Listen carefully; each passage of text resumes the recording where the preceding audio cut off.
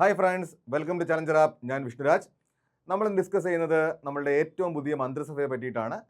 നമ്മുടെ പുതിയ മന്ത്രിസഭ അധികാരത്തിൽ വന്നു. അപ്പോൾ നമ്മുടെ ഇപ്പോഴത്തെ മന്ത്രിമാരും വകുപ്പുകളുമാണ് നമ്മൾ പഠിക്കാൻ പോകുന്നത്. പ്രധാനപ്പെട്ട ടോപ്പിക്കാണ്. പരീക്ഷകൾക്കെല്ലാം ഇനി ആ ചോദ്യം പ്രതീക്ഷിക്കാം. അപ്പോൾ എല്ലാവർക്കും ക്ലാസ്സിലേക്ക് സ്വാഗതം.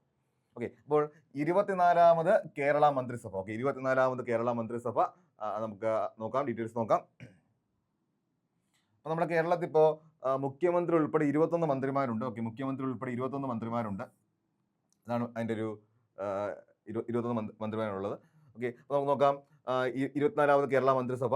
അപ്പോൾ എത്രാമത്തെ ഇലക്ഷനാണ് നടന്നത്? 17ാമത്തെ നിയമസഭ ഇലക്ഷനാണ് നടന്നത്. അപ്പോൾ ഓക്കെ, 17ാമത്തെ നിയമസഭ ഇലക്ഷൻ നടന്നു. ഇനി എത്രാമത്തെ നിയമസഭയാണ് രൂപീകരിക്കപ്പെട്ടത്? 16ാമത്തെ നിയമസഭ. അപ്പോൾ എന്താണ് വ്യത്യാസം? അപ്പോൾ എന്താണ് ഇവിടെ 17, 16 രണ്ട് സംഖ്യകൾ വന്നിരിക്കുന്നത്? സംഭവം എന്ന് വെച്ചാൽ 1965 ഇലക്ഷൻ നടന്നു, പക്ഷെ ആർക്കും ഭൂരിപക്ഷം കിട്ടിയില്ല. 1965 ഇലക്ഷൻ നടന്നു, ആർക്കും ഭൂരിപക്ഷം കിട്ടിയില്ല. അതുകൊണ്ടാണ് ഈ ഒരു വ്യത്യാസം വന്നത്. അപ്പോൾ എന്താണ് 17ാമത്തെ നിയമസഭാ ഇലക്ഷൻ, 16ാമത്തെ നിയമസഭ. ഇനി നമുക്ക് നോക്കാം നമ്മുടെ ഇലക്ഷൻ നടന്ന തീയതി 2026 ഏപ്രിൽ 9. ഇലക്ഷൻ നടന്ന തീയതിയാണ് 2026 ഏപ്രിൽ 9. ഓക്കെ, ഇനി ഫലപ്രഖ്യാപനം നടന്നത് 2026 മെയ് 4. ഫലപ്രഖ്യാപനം നടന്നത് 2026 മെയ് 4 തീയതിയാണ്. ഇനി സത്യപ്രതിജ്ഞ നടന്നത് 2026 മെയ് 18. ഇത്രയും പോയിന്റ് ഓക്കെ ആണല്ലോ. ഓക്കെ, അപ്പോൾ നമുക്ക് നോക്കാം. നമ്മുടെ കേരളത്തിന്റെ മുഖ്യമന്ത്രിയാണ് വി ഡി സതീശൻ. അപ്പോൾ നമ്മൾ ആദ്യം പഠിക്കാൻ പോകുന്നത് മുഖ്യമന്ത്രി വി ഡി സതീശൻ കൈകാര്യം ചെയ്യുന്ന വകുപ്പുകളാണ്. ധാരാളം വകുപ്പുകളുണ്ട്, നമുക്ക് നോക്കാം. ധനകാര്യം വളരെ പ്രധാനപ്പെട്ട വകുപ്പാണ്. ഓക്കെ, ചോദിക്കും നിലവിലെ സംസ്ഥാന ധനകാര്യമന്ത്രിയാര്? V D Satheesan. ഇനി ദേശീയ സമ്പാദ്യം, സ്റ്റോർ പർച്ചേസ്. ഓക്കെ, സ്റ്റോർ പർച്ചേസിന്റെ ആ വകുപ്പിന്റെ പേര് മാറ്റി പുതിയ പേരാണ് പൊതുസംഭരണ ഉപദേശക വകുപ്പ്. പുതിയ പേരാണ് പൊതുസംഭരണ ഉപദേശക വകുപ്പ്. ഓക്കെ, ഇനി വാണിജ്യ നികുതികൾ. ഓക്കെ, അപ്പോൾ വാണിജ്യ നികുതി വകുപ്പിന്റെ പേര് മാറ്റി സംസ്ഥാന GST വകുപ്പ് എന്നാക്കി. ഓക്കെ, അത് ഓർത്ത് വെച്ചിരിക്കുക. ഇനി കാർഷിക വരുമാന നികുതി, ട്രഷറികൾ, ലോട്ടറികൾ, സംസ്ഥാന ഓഡിറ്റ്, കേരള സംസ്ഥാന ധനകാര്യ സംരംഭങ്ങൾ, സംസ്ഥാന ഇൻഷുറൻസ്, കേരള ധനകാര്യ കോർപ്പറേഷൻ, സ്റ്റാമ്പുകളും സ്റ്റാമ്പ് ഡ്യൂട്ടികളും, തുറമുഖങ്ങൾ വളരെ പ്രധാനപ്പെട്ട വകുപ്പാണ്. വിഴിഞ്ഞം തുറമുഖമൊക്കെ നമുക്ക് നമ്മുടെ കേരളത്തിന് വളരെ അഭിമാന പദ്ധതിയാണ്. അപ്പോൾ അത് നിയന്ത്രിക്കുന്ന വകുപ്പ് കൈകാര്യം ചെയ്യുന്ന മുഖ്യമന്ത്രി നേരിട്ടാണ്. ഓർത്ത് വെച്ചിരിക്കുക, തുറമുഖങ്ങൾ വളരെ പ്രധാനപ്പെട്ട വകുപ്പാണ്. നിയമം വളരെ പ്രധാനപ്പെട്ട വകുപ്പാണ്. ഓക്കെ, ഇനി ആസൂത്രണ സാമ്പത്തിക കാര്യം, പൊതുഭരണം, അഖിലേന്ത്യാ സർവീസസ്, ശാസ്ത്ര സാങ്കേതിക വിദ്യ, ദുരന്ത നിവാരണം പ്രധാനപ്പെട്ട വകുപ്പാണ്. പ്രവാസി കാര്യം, മലിനീകരണ നിയന്ത്രണം, ശാസ്ത്ര സ്ഥാപനങ്ങൾ, personal and administrative reforms, election പ്രധാനപ്പെട്ട വകുപ്പാണ്. സംയോജനം, കോർഡിനേഷൻ, സൈനിക ക്ഷേമം, ദുരിതാശ്വാസങ്ങൾ പ്രധാനപ്പെട്ട വകുപ്പാണ്. സംസ്ഥാന ഹോസ്പിറ്റാലിറ്റി, സംസ്ഥാന ആതിഥേയത്വം. ഒക്കെ ഒന്നുകൂടെ റിപ്പീറ്റ് ചെയ്യുകയാണ്. ഇതിൽ ഏറ്റവും പ്രധാനപ്പെട്ട ഒന്നുകൊണ്ട് പറയുകയാണ്. ധനകാര്യം പ്രധാനമാണ്, തുറമുഖങ്ങൾ, നിയമം പ്രധാനമാണ്, ദുരന്ത നിവാരണം പ്രധാനമാണ്, ഇലക്ഷൻ പ്രധാനമാണ്, ഇനി ദുരിതാശ്വാസങ്ങൾ പ്രധാനമാണ്. ഓക്കെ, ഇനി administration of civil and criminal justice, വിമാനത്താവളങ്ങൾ പ്രധാനമാണ്, മെട്രോ റെയിൽ പ്രധാനമാണ്, അന്തർ സംസ്ഥാന നദീജലം പ്രധാനമാണ്,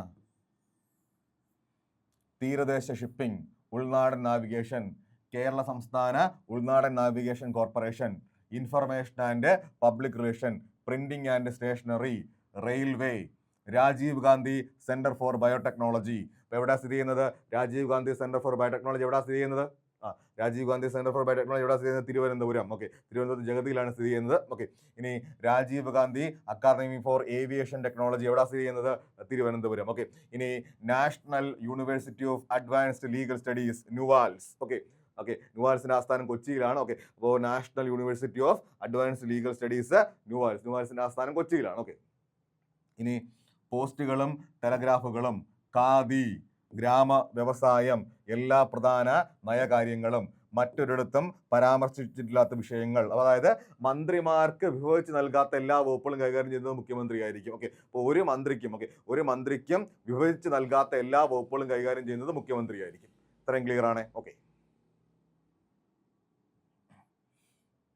okay, V D Satheesan full നെയിമാണ് വടശ്ശേരി ദാമോദര മേനോൻ സതീശൻ. ഓക്കെ, ഫുൾ നെയിമാണ് വടശ്ശേരി ദാമോദര മേനോൻ സതീശൻ. ഓക്കെ, അപ്പോൾ ഈ ഡേറ്റ് നിങ്ങൾ ഓർത്ത് വെച്ചിരിക്കണം. 2026 മെയ് 18 മുതലാണ് മുഖ്യമന്ത്രിയായിട്ട് സേവനം ആരംഭിച്ചത്. അപ്പോൾ ചോദിക്കും 2026 മെയ് 17 ആരാണ് കേരള മുഖ്യമന്ത്രി? പിണറായി വിജയൻ. അതായത് ഈ 2026 മെയ് 18 വെച്ചുള്ള കളികൾ ഇനി ചോദിക്കും. അതായത് അതാണ്ട് ഈ ദിവസം മുതൽ അങ്ങോട്ട് ആരാണ്? VD സതീശനാണ്. അപ്പോൾ ഇതിന് ഇപ്പുറത്തേക്ക് പിണറായിയാണ്. അപ്പോൾ നിങ്ങൾ ഓർത്ത് വെച്ചിരിക്കണം 2026 മെയ് 15 ആരാണ് കേരള മുഖ്യമന്ത്രി? പിണറായി വിജയൻ. ഇനി 2026 മെയ് 20 ആരാണ് കേരള മുഖ്യമന്ത്രി? VD സതീശൻ. അതായത് 2026 മെയ് 18 എന്ന് വെച്ച ഡേറ്റ് വെച്ചൊരു കളി. ഓക്കെ, അപ്പോൾ അത് അങ്ങോട്ട് അപ്പുറത്തോട്ട് ആണെങ്കിൽ പിണറായി, ഇപ്പുറത്തേക്കാണെങ്കിൽ VD സതീശൻ. ഓക്കെ, അപ്പോൾ ഓർത്ത് വെച്ചിരിക്കുക. അതാണ് അതിൻ്റെ ഒരു രീതി. 2026 മെയ് 18 എന്ന് പറയുന്ന ഡേറ്റ് ഓർത്ത് വെച്ചിരിക്കണം. അത് വെച്ച് ചോദ്യങ്ങൾ വരും. അതിനായിട്ട് മനസ്സിലായല്ലോ. ഞാൻ എക്സാമ്പിൾ പറഞ്ഞപ്പോൾ മനസ്സിലാക്കണമെന്ന് വിശ്വസിക്കുന്നു. ഇതാണ് എൻ്റെ ഒരു ആ ഡേറ്റ് കൃത്യമായിട്ട് പഠിച്ചു വെച്ചിരിക്കണം. ഓക്കെ, അപ്പോൾ ശ്രദ്ധിക്കുക. കേരളത്തിൻ്റെ 24ാമത്തെ മുഖ്യമന്ത്രി. അതായത് ഇതുവരെ കേരളത്തിൽ 24 മുഖ്യമന്ത്രി സ്ഥാനങ്ങൾ വന്നിട്ടുണ്ട്. 24 മുഖ്യമന്ത്രി സത്യപ്രതിജ്ഞ നടന്നിട്ടുണ്ട്. ഓക്കെ, ഇനി കേരളത്തിന് മുഖ്യമന്ത്രിയാകുന്ന 13ാമത്തെ വ്യക്തി. അതിന് അർത്ഥം എന്ന് വെച്ച് കഴിഞ്ഞാൽ ഇപ്പോൾ വ്യക്തികളുണ്ട്. നമ്മുടെ EMS നമ്പൂതിരിപ്പാട് മുതൽ EK നായനാർ മുതൽ ഇങ്ങനെ വ്യക്തികളാണെങ്കിലും ഇതുവരെ 13 വ്യക്തികൾ. ഇപ്പോൾ EMS നമ്പൂതിരിപ്പാട് ഒരു വ്യക്തിയാണ്, EK നായനാർ ഒരു വ്യക്തിയാണ്, ഉമ്മൻചാണ്ടി ഒരു വ്യക്തിയാണ്, AK ആന്റണി ഒരു വ്യക്തിയാണ്, പിണറായി വിജയൻ ഒരു വ്യക്തിയാണ്, VS അച്യുതാനന്ദൻ ഒരു വ്യക്തിയാണ്, VD സതീശൻ ഒരു വ്യക്തിയാണ്. അങ്ങനെ വ്യക്തികൾ നോക്കിക്കഴിഞ്ഞാൽ 13 പേർ. ഇനി അപ്പോൾ നിങ്ങൾ എന്താണ് വ്യത്യാസം? 24ാമത്തെ മുഖ്യമന്ത്രി. കാരണം K കരുണാകരൻ 4 തവണ മുഖ്യമന്ത്രിയായിട്ടുണ്ട്, EK നായനാർ 3 വട്ടം, പിണറായി വിജയൻ 2 വട്ടം, ഉമ്മൻചാണ്ടി 2 വട്ടം, VS 1 തവണ. അങ്ങനെ പലപ്പോഴായിട്ട് 24 മുഖ്യമന്ത്രി സത്യപ്രതിജ്ഞ നടന്നിട്ടുണ്ട്. വ്യക്തികളാണെങ്കിൽ 13 പേരെ ആയിട്ടുള്ളൂ. അപ്പോൾ ഓർത്ത് വെച്ചിരിക്കുക, 24ാമത്തെ മുഖ്യമന്ത്രിയാകുന്ന 13ാമത്തെ വ്യക്തി. ക്ലിയർ ആണല്ലോ? ഓക്കെ, ഇനി PK കുഞ്ഞാലിക്കുട്ടി മലപ്പുറം നിയമസഭാ മണ്ഡലം കൈകാര്യം ചെയ്യുന്ന വകുപ്പുകളാണ് വ്യവസായം, വാണിജ്യം, വിവരസാങ്കേതിക വിദ്യ, നിർമ്മിത ബുദ്ധി, അതായത് ആർട്ടിഫിഷ്യൽ ഇൻ്റലിജൻസ്. ഇവിടെ അറിയേണ്ട പോയിന്റാണ്, ഇന്ത്യയിൽ ആദ്യമായി AI വകുപ്പ് ആരംഭിച്ച സംസ്ഥാനം ഏത്?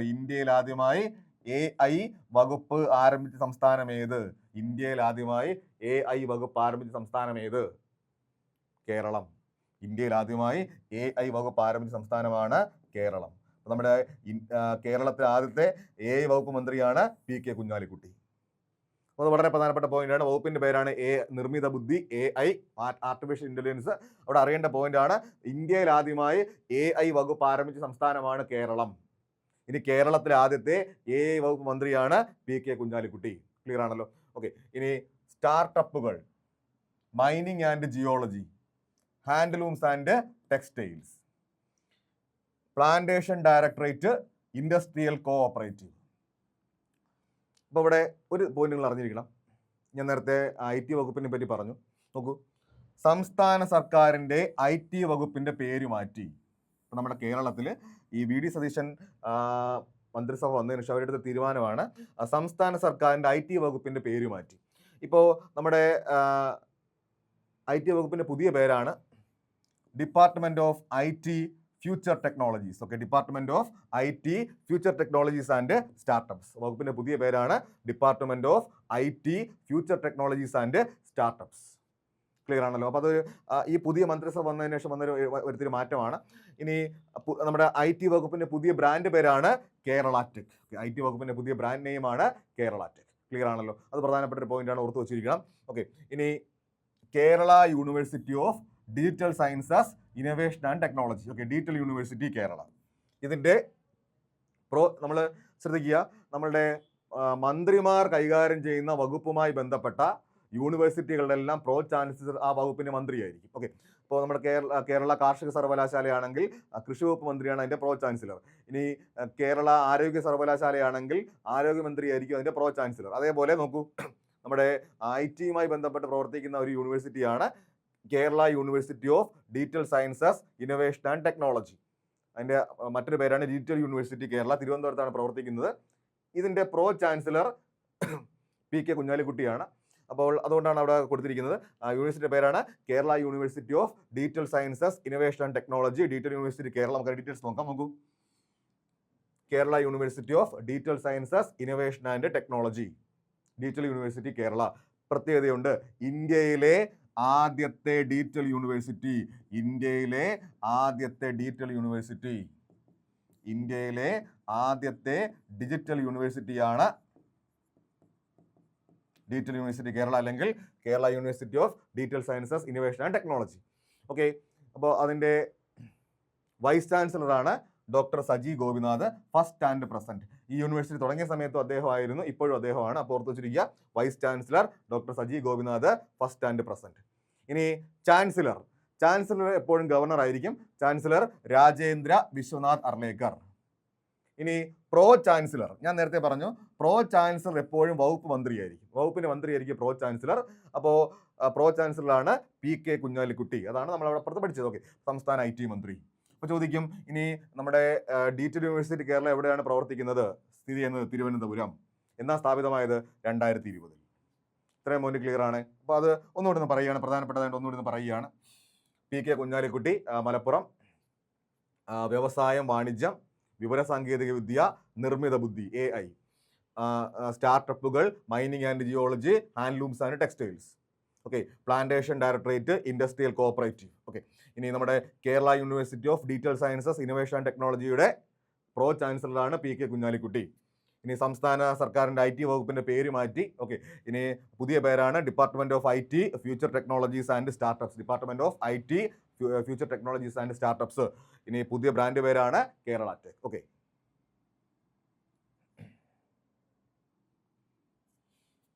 ഇനി നമ്മുടെ PK കുഞ്ഞാലിക്കുട്ടിയുടെ ചരിത്ര നേട്ടമുണ്ട്. കേരള നിയമസഭാ തെരഞ്ഞെടുപ്പ് ചരിത്രത്തിൽ ഏറ്റവും ഉയർന്ന ഭൂരിപക്ഷത്തിൽ വിജയിച്ച വ്യക്തിയാണ് PK കുഞ്ഞാലിക്കുട്ടി. എന്നോട് പറയുകയാണ്, കേരള നിയമസഭാ തെരഞ്ഞെടുപ്പ് ചരിത്രത്തിൽ ഏറ്റവും ഉയർന്ന ഭൂരിപക്ഷത്തിൽ വിജയിച്ച വ്യക്തിയാണ് PK കുഞ്ഞാലിക്കുട്ടി. അത് കേരള ചരിത്രത്തിൽ. ഈ 2026 നിയമസഭ ഇലക്ഷനിലാണ് ആ ചരിത്ര നേട്ടം കൈവരിച്ചത്. അതാണ് പറയുന്നത്. നോക്കൂ, റെക്കോർഡ് ഭൂരിപക്ഷം. കേരള നിയമസഭാ തെരഞ്ഞെടുപ്പ് ചരിത്രത്തിൽ ഏറ്റവും ഉയർന്ന ഭൂരിപക്ഷത്തിൽ വിജയിച്ച വ്യക്തിയാണ് PK കുഞ്ഞാലിക്കുട്ടി. ഓക്കെ, ഇനി മണ്ഡലമാണ് മലപ്പുറം നിയമസഭാ മണ്ഡലം. അപ്പോൾ ചോദിക്കും, എത്ര വോട്ടിന്റെ ഭൂരിപക്ഷത്തിലാണ് അദ്ദേഹം ജയിച്ചത്? 85,327 വോട്ടിന്റെ ഭൂരിപക്ഷത്തിൽ. 85,327 വോട്ടിന്റെ ഭൂരിപക്ഷത്തിലാണ് അദ്ദേഹം ജയിച്ചത്. നമ്മുടെ ഏറ്റവും റീസെന്റ് ആയിട്ട് നടന്ന 2026 നിയമസഭാ തെരഞ്ഞെടുപ്പിലാണ് അദ്ദേഹം ചരിത്ര നേട്ടം കൈവരിച്ചത്. ഇനി മുമ്പ് ആരുടെ പേരിലായിരുന്നു റെക്കോർഡ്? അത് പറഞ്ഞിരിക്കണം. 2021 നിയമസഭാ തെരഞ്ഞെടുപ്പിൽ മട്ടന്നൂർ മണ്ഡലത്തിൽ നിന്ന് 60,963 വോട്ടുകളുടെ ഭൂരിപക്ഷത്തിൽ വിജയിച്ച KK ശൈലജയുടെ റെക്കോർഡാണ് തകർക്കപ്പെട്ടത്. നിസ്സാര കാര്യമല്ല. നോക്കൂ, എന്താ പറഞ്ഞത്? ഇതാണ് മുമ്പുണ്ടായിരുന്ന റെക്കോർഡ്. 2021 നിയമസഭാ തെരഞ്ഞെടുപ്പിൽ മട്ടന്നൂർ മണ്ഡലത്തിൽ നിന്ന് 60,963 വോട്ടുകളുടെ ഭൂരിപക്ഷത്തിൽ വിജയിച്ച KK ശൈലജയുടെ റെക്കോർഡാണ് തകർക്കപ്പെട്ടത്. നമ്മുടെ ശൈലജ ടീച്ചറായിരുന്നു. ഇത് നമ്മുടെ കഴിഞ്ഞ നിയമസഭാ തെരഞ്ഞെടുപ്പിൽ 2021 നിയമസഭാ തെരഞ്ഞെടുപ്പിൽ ശൈലജ ടീച്ചർ മട്ടന്നൂർ മണ്ഡലത്തിൽ നിന്ന് 60,963 വോട്ടിന് ഭൂരിപക്ഷത്തിൽ ജയിച്ചു. അതായിരുന്നു റെക്കോർഡ്. ആ റെക്കോർഡാണ് ബ്രേക്ക് ചെയ്യപ്പെട്ടത്. ഓക്കെ, അപ്പോൾ ഓർത്ത് വെച്ചിരിക്കുക, കേരള ചരിത്രത്തിൽ നിയമസഭാ തെരഞ്ഞെടുപ്പിൽ ഏറ്റവും ഉയർന്ന ഭൂരിപക്ഷത്തിൽ വിജയിച്ച വ്യക്തിയാണ് PK കുഞ്ഞാലിക്കുട്ടി. ഭൂരിപക്ഷമാണ് 85,327 വോട്ട്. ഓക്കെ, അപ്പോൾ ഇതാണ് അദ്ദേഹവും അദ്ദേഹത്തിൻ്റെ തൊട്ട് പിറകിൽ വന്ന സ്ഥാനാർത്ഥി തമ്മിലുള്ള വോട്ടിൻ്റെ വ്യത്യാസം. ഓക്കെ, അദ്ദേഹത്തിന് 1,31,632 വോട്ട് കിട്ടി. 1,31,632 വോട്ട് അദ്ദേഹത്തിന് കിട്ടി. എതിർ സ്ഥാനാർത്ഥിയെക്കാളും 85,327 വോട്ടിൻ്റെ ഭൂരിപക്ഷം. ഓക്കെ, ഇനി നമ്മളുടെ 2026 നിയമസഭാ തെരഞ്ഞെടുപ്പിൽ ഏറ്റവും കുറഞ്ഞ ഭൂരിപക്ഷത്തിൽ വിജയിച്ച വ്യക്തി ആര്? C രവീന്ദ്രനാഥ്. മണ്ഡലം മണലൂർ, തൃശ്ശൂർ ജില്ലയിലാണ്. അപ്പോൾ നമ്മുടെ 2026 നിയമസഭാ തെരഞ്ഞെടുപ്പിൽ ഏറ്റവും കുറഞ്ഞ ഭൂരിപക്ഷത്തിൽ ജയിച്ച ആളാണ് C രവീന്ദ്രനാഥ്. മണലൂർ മണ്ഡലം 126 വോട്ടിന്റെ ഭൂരിപക്ഷം. TN പ്രതാപനെയാണ് പരാജയപ്പെടുത്തിയത്. ഓക്കെ, അപ്പോൾ 126 വോട്ടിനാണ് അദ്ദേഹം ജയിച്ചത്. അത് ഓർത്ത് വെച്ചു. അപ്പോൾ ചോദിക്കും, കേരളത്തിന്റെ ചരിത്രത്തിൽ ഏറ്റവും കുറഞ്ഞ ഭൂരിപക്ഷത്തിൽ വിജയിച്ച വ്യക്തി ആര്? AA അസീസ്. AA അസീസ്, ഇരവിപുരം മണ്ഡലം. 2001 5 വോട്ടിന് ജയിച്ചു. 2001 5 വോട്ടിന് ജയിച്ചു. ഇതാണ് കേരളത്തിലെ ഏറ്റവും കുറഞ്ഞ ഭൂരിപക്ഷം. ഓക്കെ. ഇനി രമേശ് ചെന്നിത്തല വളരെ പ്രധാനപ്പെട്ട വകുപ്പാണ് കൈകാര്യം ചെയ്യുന്നത്. രമേശ് ചെന്നിത്തല മണ്ഡലം ഹരിപ്പാട്. വകുപ്പുകളാണ് ആഭ്യന്തരം, വിജിലൻസ്, ഫയർ ആൻഡ് റെസ്ക്യൂ, ജയില്, കയർ. വളരെ പ്രധാനമാണ്. ആഭ്യന്തരം എന്ന് വെച്ചാൽ വളരെ പ്രധാനപ്പെട്ട വകുപ്പാണ്. മുഖ്യമന്ത്രി സ്ഥാനം കഴിഞ്ഞാൽ ഏറ്റവും പ്രധാനപ്പെട്ട വകുപ്പാണ് ആഭ്യന്തരമന്ത്രി സ്ഥാനം. ഓക്കെ, അപ്പോൾ അത്രയും പ്രധാനപ്പെട്ട വകുപ്പാണ്. അപ്പോൾ രമേശ് ചെന്നിത്തല ഹരിപ്പാട് മണ്ഡലം. വകുപ്പുകളാണ് ആഭ്യന്തരം, vigilance, fire and rescue service, ജയില്, കയർ. അതായത് ആഭ്യന്തരം ഉണ്ട്, വിജിലൻസ് ഉണ്ട്, ഫയർഫോഴ്സ് ഉണ്ട്, ജയിലുണ്ട്, കയർ. ഓക്കെ. ഇനി സണ്ണി ജോസഫ് പേരാവൂർ KPCC അധ്യക്ഷനാണ്. ഓക്കെ, അപ്പോൾ സണ്ണി ജോസഫ് പേരാവൂർ മണ്ഡലമാണ്. വകുപ്പുകളാണ് വൈദ്യുതി, പരിസ്ഥിതി, പാർലമെന്ററി കാര്യം, അനേർട്ട്. അപ്പോൾ അനേർട്ട് എന്ന് വെച്ചാൽ ഊർജ്ജവുമായി ബന്ധപ്പെട്ട് പ്രവർത്തിക്കുന്ന ഒരു ഗവേഷണ സ്ഥാപനമാണ്. അപ്പോൾ അനേർട്ടിന്റെ ഫുൾ ഫോമാണ് agency for new and renewable energy research and technology. Okay, new and renewable energy research and technology. അപ്പോൾ മന്ത്രിയുടെ പേരാണ് സണ്ണി ജോസഫ്, മണ്ഡലം പേരാവൂർ. വകുപ്പുകളാണ് വൈദ്യുതി, പരിസ്ഥിതി, പാർലമെന്ററി കാര്യം, അനേർട്ട്. അനേർട്ടിന്റെ ഫുൾ ഫോമാണ് എന്താണ്? Agency for new and renewable energy research and technology. K Muraleedharan, മണ്ഡലം വട്ടിയൂർക്കാവ്. വളരെ വളരെ പ്രധാനപ്പെട്ട വകുപ്പായിട്ടുള്ള ആരോഗ്യം കൈകാര്യം ചെയ്യുന്ന മന്ത്രിയാണ്. അപ്പോൾ കെ മുരളീധരൻ, വട്ടിയൂർക്കാവ് മണ്ഡലം. വകുപ്പുകളാണ് ആരോഗ്യം, മെഡിക്കൽ വിദ്യാഭ്യാസം, മെഡിക്കൽ സർവകലാശാല, indigenous medicine, AYUSH, drugs control, ഭക്ഷ്യസുരക്ഷ, ദേവസ്വം. അതിൽ ഏറ്റവും ഹൈലൈറ്റ് ചെയ്യേണ്ട വകുപ്പുകളാണ് ആരോഗ്യവും ദേവസ്വവും. ഇപ്പൊ ചോദിക്കും, സംസ്ഥാന ആരോഗ്യമന്ത്രി ആര്? കെ മുരളീധരൻ. സംസ്ഥാന ദേവസ്വം മന്ത്രി ആര്? കെ മുരളീധരൻ. അപ്പോൾ റിപ്പീറ്റ് ചെയ്യാണ്: ആരോഗ്യം, മെഡിക്കൽ വിദ്യാഭ്യാസം, മെഡിക്കൽ യൂണിവേഴ്സിറ്റി, ഇൻഡിജിനസ് മെഡിസിൻ, അതായത് തദ്ദേശീയ മരുന്നുകൾ. ഇൻഡിജിനസ് മെഡിസിന്റെ മലയാളമാണ് തദ്ദേശീയ മരുന്നുകൾ, ആയുഷ്, ഡ്രഗ്സ് കൺട്രോൾ. എന്താ ഡ്രഗ്സ് കൺട്രോൾ എന്ന് വെച്ച് കഴിഞ്ഞാൽ? ഇപ്പോൾ ഡ്രഗ്സ് എന്ന് വെച്ചാൽ ഇവിടെ വെച്ചിരിക്കുന്ന മരുന്നുകളാണ്. ഓക്കെ, അപ്പോൾ അമേരിക്കൻ ഇംഗ്ലീഷിൽ ഡ്രഗ്സ് എന്ന് വെച്ച് കഴിഞ്ഞാൽ മരുന്ന് എന്നാണ് അർത്ഥം. ഓക്കെ, അപ്പോൾ അതിനർത്ഥം എന്ന് വെച്ച് കഴിഞ്ഞാൽ ഡ്രഗ്സ് കൺട്രോൾ എന്ന് വെച്ച് കഴിഞ്ഞാൽ മരുന്നുകളുടെ ഗുണനിലവാരം പരിശോധിക്കുക എന്നുള്ളതാണ്. അടുത്തത് ഭക്ഷ്യസുരക്ഷ, ദേവസ്വം. ഇനി ആയുഷ് എന്ന വാക്ക് കണ്ടോ? ആയുഷിന്റെ ഫുൾ ഫോം മുമ്പ് പരീക്ഷയ്ക്ക് ചോദിച്ചിട്ടുണ്ട്. ആയുഷിന്റെ ഫുൾ ഫോമാണ് എ സൂചിപ്പിക്കുന്നത് ആയുർവേദ, വൈ സൂചിപ്പിക്കുന്നത് യോഗ ആൻഡ് നാച്ചുറോപ്പതി, യു സൂചിപ്പിക്കുന്നത് യുനാനി, എസ് സൂചിപ്പിക്കുന്നത് സിദ്ധ, എച്ച് സൂചിപ്പിക്കുന്നത് ഹോമിയോപ്പതി. അതിനർത്ഥം എന്ന് വെച്ച് കഴിഞ്ഞാൽ അലോപ്പതി ഒഴികെയുള്ള ചികിത്സാ രീതികൾ. ഓക്കെ, അപ്പോൾ അലോപ്പതി ഒഴികെയുള്ള ചികിത്സാ രീതികളെ വിളിക്കുന്ന പേരാണ് ആയുഷ്. അലോപ്പതി ഒഴികെയുള്ള മറ്റെല്ലാ ചികിത്സാ രീതികളെയും കൂടെ സംയോജിപ്പിച്ച് വിളിക്കുന്ന പേരാണ് ആയുഷ്. അത് ഫുൾ ഫോം ഓർത്ത് വെച്ചിരിക്കണം. ഓക്കെ, ഇനി മോൻസ് ജോസഫ് മണ്ഡലമാണ് കടുത്തുരുത്തി. മോൻസ് ജോസഫ് മണ്ഡലമാണ് കടുത്തുരുത്തി. വകുപ്പുകളാണ് ജലസേചനം, command area development authority, CADA. മലയാളമാണ് വൃഷ്ടിപ്രദേശ വികസനം. മലയാളമാണ് വൃഷ്ടിപ്രദേശ വികസന അതോറിറ്റി. വൃഷ്ടിപ്രദേശ വികസന അതോറിറ്റി. വൃഷ്ടിപ്രദേശ വികസന അതോറിറ്റി. എന്താണ് വൃഷ്ടിപ്രദേശം എന്ന് വെച്ച് കഴിഞ്ഞാൽ? ജലാശയങ്ങളിലേക്ക് ജലം എത്തുന്ന സ്ഥലം, അവയെ വിളിക്കുന്ന പേരാണ് വൃഷ്ടിപ്രദേശം. ഓക്കെ, പുറത്തു വെച്ചിരിക്കുക. അടുത്തത് ഭൂഗർഭജലം. ഭൂഗർഭജലം, അണ്ടർഗ്രൗണ്ട് വാട്ടർ. ഓക്കെ, ഭൂഗർഭജലം.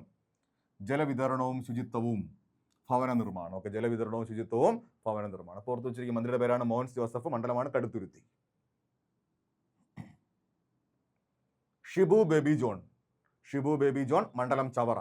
വകുപ്പുകളാണ് വനം, വന്യജീവി സംരക്ഷണം, നൈപുണ്യ വികസനം, കശുവണ്ടി, വ്യവസായം. ഓക്കെ, അപ്പോൾ എന്താണ്? വനം, വന്യജീവി സംരക്ഷണം, നൈപുണ്യ വികസനം, കശുവണ്ടി, വ്യവസായം. ഓക്കെ, ഒന്ന് റിപ്പീറ്റ് ചെയ്യാണ്: വനം, വന്യജീവി സംരക്ഷണം, നൈപുണ്യ വികസനം, കശുവണ്ടി, വ്യവസായം.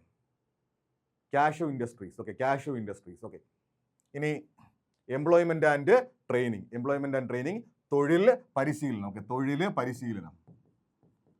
തൊഴിൽ പരിശീലനം. ഓക്കെ, ഓർത്ത് വെച്ചിരിക്കുക: എംപ്ലോയ്മെന്റ് ആൻഡ് ട്രെയിനിങ്, തൊഴിൽ പരിശീലനം.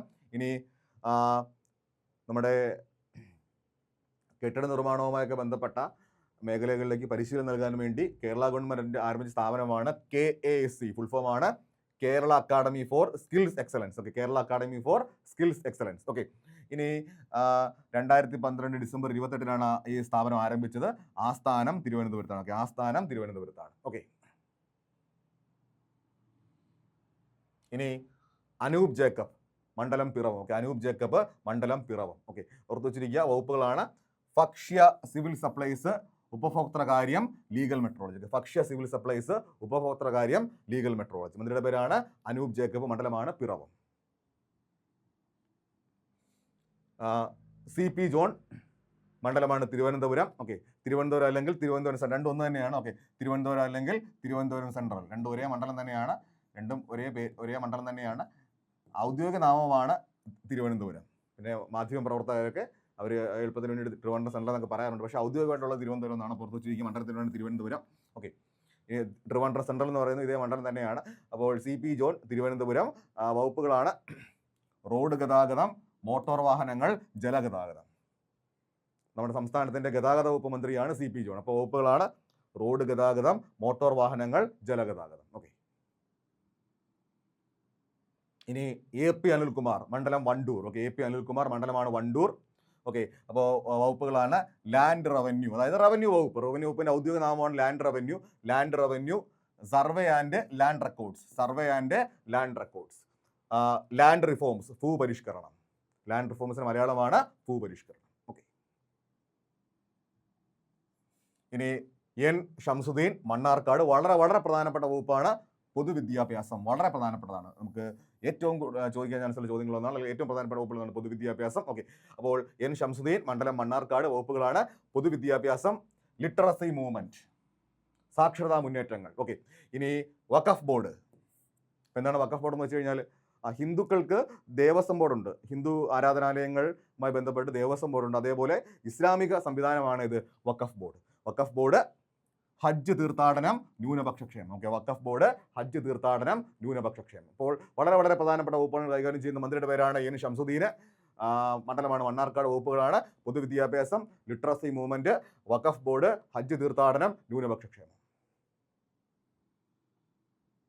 അടുത്തത് PC വിഷ്ണുനാഥ്, മണ്ഡലമാണ് കുണ്ടറ. ടൂറിസം, സാംസ്കാരികം, കേരള സംസ്ഥാന ചലച്ചിത്ര വികസന കോർപ്പറേഷൻ, കേരള സംസ്ഥാന ചലച്ചിത്ര അക്കാദമി, കേരള സാംസ്കാരിക പ്രവർത്തക ക്ഷേമനിധി ബോർഡ്. അവിടെ ഏറ്റവും ഹൈലൈറ്റ് ചെയ്യേണ്ട വകുപ്പുകളാണ് ടൂറിസം, സാംസ്കാരികം. അപ്പോൾ മന്ത്രിയുടെ പേരാണ് PC വിഷ്ണുനാഥ്, മണ്ഡലമാണ് കുണ്ടറ. വകുപ്പുകളാണ് ടൂറിസം, സാംസ്കാരികം, കേരള സംസ്ഥാന ചലച്ചിത്ര വികസന കോർപ്പറേഷൻ. Okay, KSFDC. ഇനി കേരള ചലച്ചിത്ര അക്കാദമി, കേരള സാംസ്കാരിക പ്രവർത്തക ക്ഷേമനിധി ബോർഡ്. റോജി M ജോൺ, മണ്ഡലമാണ് അങ്കമാലി. വകുപ്പുകളാണ് ഉന്നത വിദ്യാഭ്യാസം, ഹയർ എഡ്യൂക്കേഷൻ, കൊളീജിയേറ്റ് വിദ്യാഭ്യാസം, കോളേജ് വിദ്യാഭ്യാസം, സാങ്കേതിക വിദ്യാഭ്യാസം, സർവകലാശാലകൾ, യൂണിവേഴ്സിറ്റികൾ, കാർഷിക, വെറ്റിനറി, ഫിഷറീസ്, മെഡിക്കൽ, ഡിജിറ്റൽ സർവകലാശാല ഒഴികെ. ഇവിടെ ഒഴികെ എന്നുള്ള വാക്കാണ് ഹൈലൈറ്റ് ചെയ്യേണ്ടത്. അതായത് ഈ ബ്രാക്കറ്റിൽ കൊടുത്തിരിക്കുന്ന യൂണിവേഴ്സിറ്റികൾക്കെല്ലാം അതാത് വകുപ്പ് മന്ത്രിമാരായിരിക്കും ഉത്തരവാദിത്വം. നമ്മൾ നേരത്തെ പറഞ്ഞു, ആരാണോ വകുപ്പ് മന്ത്രി ആ വകുപ്പ് മന്ത്രിയായിരിക്കും പ്രോ ചാൻസലർ. അപ്പോൾ ഈ ബ്രാക്കറ്റിൽ കൊടുത്തിരിക്കുന്ന യൂണിവേഴ്സിറ്റികൾക്കെല്ലാം അതാത് വകുപ്പ് മന്ത്രിയായിരിക്കും പ്രോ ചാൻസലർ. ഇപ്പോൾ കാർഷിക യൂണിവേഴ്സിറ്റി ആണെങ്കിൽ T സിദ്ദീഖാണ് അതിൻ്റെ പ്രോ ചാൻസലർ.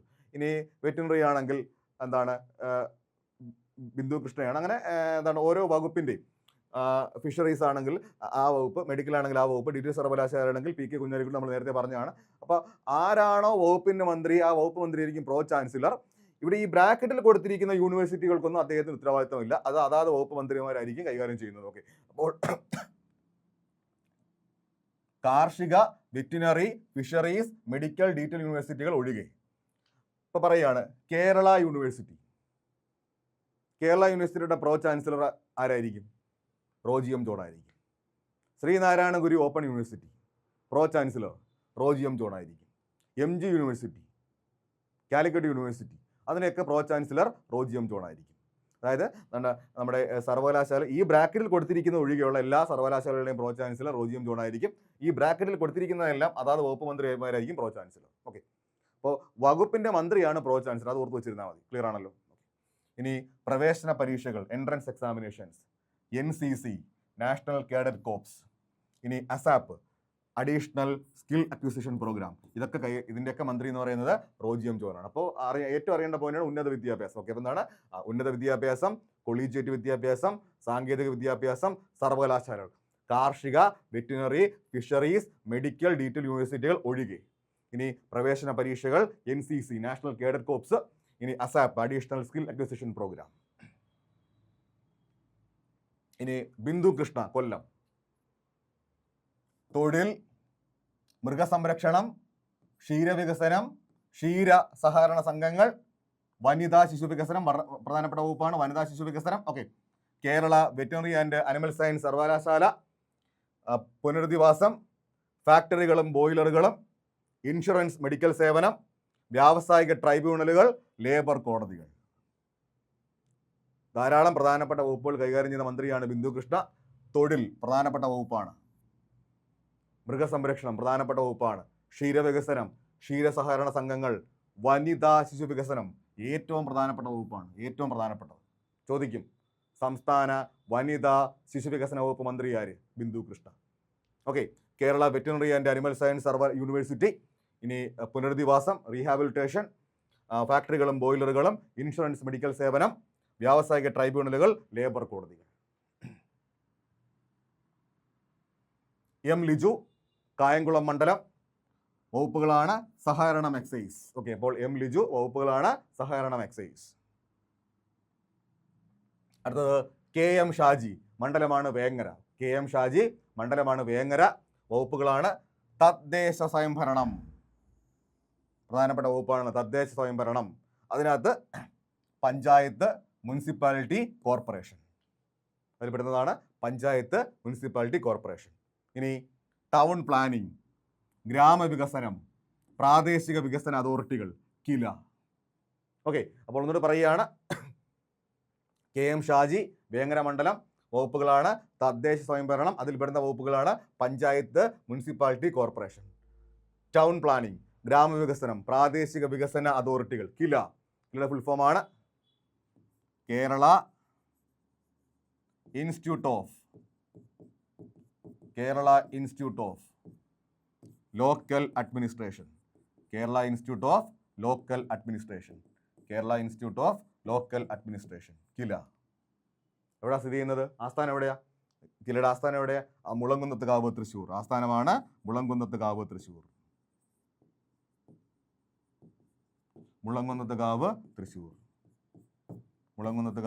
തൃശ്ശൂർ. അതായത് നമ്മുടെ തദ്ദേശ സ്വയംഭരണ സ്ഥാപനങ്ങളിലെ ഉദ്യോഗസ്ഥർക്കും ജനപ്രതിനിധികൾക്കും എല്ലാം പരിശീലനം കൊടുക്കാൻ വേണ്ടി ആരംഭിച്ച സ്ഥാപനമാണ് കില. ഫുൾ ഫോമാണ് Kerala institute of local administration. Okay. PK Basheer മണ്ഡലമാണ് ഏറനാട്, വകുപ്പാണ് പൊതുമരാമത്ത്. മന്ത്രിയുടെ പേരാണ് PK ബഷീർ, മണ്ഡലമാണ് ഏറനാട്, വകുപ്പാണ് പൊതുമരാമത്ത്. ഇനി VE അബ്ദുൽ ഗഫൂർ, മണ്ഡലമാണ് കളമശ്ശേരി. മന്ത്രിയുടെ പേരാണ് VE അബ്ദുൽ ഗഫൂർ, മണ്ഡലമാണ് കളമശ്ശേരി, വകുപ്പുകളാണ് ഫിഷറീസ്, ഹാർബർ എഞ്ചിനീയറിംഗ്, സാമൂഹിക നീതി. ഇപ്പോൾ സാമൂഹിക നീതി വളരെ പ്രധാനപ്പെട്ട വകുപ്പാണ്, മുമ്പ് ചോദിച്ചിട്ടുള്ളതാണ്. അപ്പോൾ ഫിഷറീസ് മലയാളമാണ് മത്സ്യബന്ധനം, ഹാർബർ എഞ്ചിനീയറിംഗ്, സാമൂഹിക നീതി. ചോദിക്കും, ആരാണ് കേരളത്തിൻ്റെ സാമൂഹിക നീതി വകുപ്പ് മന്ത്രി? VE അബ്ദുൽ ഗഫൂർ, മണ്ഡലമാണ് കളമശ്ശേരി. ഇനി Kerala university of fisheries and ocean സ്റ്റഡീസിൻ്റെ പ്രോ ചാൻസലറാണ്. ഓക്കെ. പ്രോ ചാൻസലർ, അതായത് നമ്മൾ പറഞ്ഞല്ലോ വകുപ്പ് മന്ത്രി ആയിരിക്കും പ്രോ ചാൻസലർ. ഓക്കെ. അപ്പോൾ Kerala university of fisheries and ocean സ്റ്റഡീസിൻ്റെ പ്രോ ചാൻസലർ. അപ്പോൾ ചോദിക്കും, Kerala university of fisheries and ocean studies എവിടെയാണ് സ്ഥിതി ചെയ്യുന്നത്? പനങ്ങാട്, കൊച്ചി.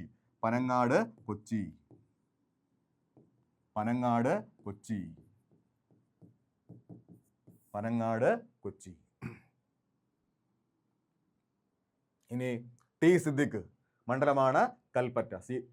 മണ്ഡലമാണ് കൽപ്പറ്റ, വകുപ്പുകളാണ് കൃഷി, വളരെ പ്രധാനപ്പെട്ട വകുപ്പാണ് കൃഷി, മണ്ണ് പരിവേഷണം, മണ്ണ് സംരക്ഷണം, കേരള കാർഷിക സർവകലാശാല, വെയർ ഹൗസിംഗ് കോർപ്പറേഷൻ.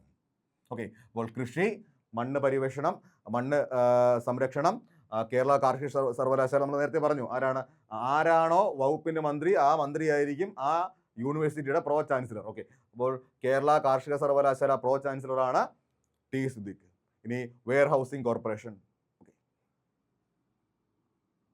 ഇനി KA തുളസി, മണ്ഡലമാണ് കോങ്ങാട്. മണ്ഡലമാണ് കോങ്ങാട്, വകുപ്പുകളാണ് പട്ടികജാതി, പട്ടികവർഗ, പിന്നാക്കക്ഷേമം. ഓക്കെ. അപ്പോൾ എന്താണ് പട്ടികജാതി, പട്ടികവർഗ, പിന്നാക്ക വിഭാഗങ്ങളുടെ വികസനമാണ് വകുപ്പ്. അപ്പോൾ നമ്മൾ പറഞ്ഞു, ഇപ്പോഴത്തെ കേരള മന്ത്രിസഭയിൽ 2 വനിതകളാണ് മന്ത്രിമാരായിട്ടുള്ളത്. ഇപ്പോഴത്തെ കേരള മന്ത്രിസഭയിൽ 2 വനിതകളാണ് മന്ത്രിമാരായിട്ടുള്ളത്. ഒന്ന് ബിന്ദു കൃഷ്ണ നമ്മൾ നേരത്തെ പറഞ്ഞു, അടുത്തത് കെ എ തുളസി. അപ്പോൾ ചോദിക്കും 2026 നിയമസഭാ തെരഞ്ഞെടുപ്പിൽ എത്ര വനിതകൾ MLA-മാരായി? ഓക്കെ, 11 വനിതാ MLA-മാർ. 11 വനിതാ MLA-മാർ, അതിൽ 2 പേര് മന്ത്രിയായി. 11 വനിതാ MLA-മാർ, അതിൽ 2 പേര് മന്ത്രിയായി. 2 വനിതകൾ മന്ത്രിയായി. ഓക്കെ, അടുത്തത് OJ ജനീഷ്, മണ്ഡലമാണ് കൊടുങ്ങല്ലൂർ. വകുപ്പുകളാണ് കായികം, യുവജനകാര്യം, മൃഗശാല, മ്യൂസിയം, രജിസ്ട്രേഷൻ, പുരാവസ്തുശാസ്ത്രം, അതായത് ആർക്കിയോളജി,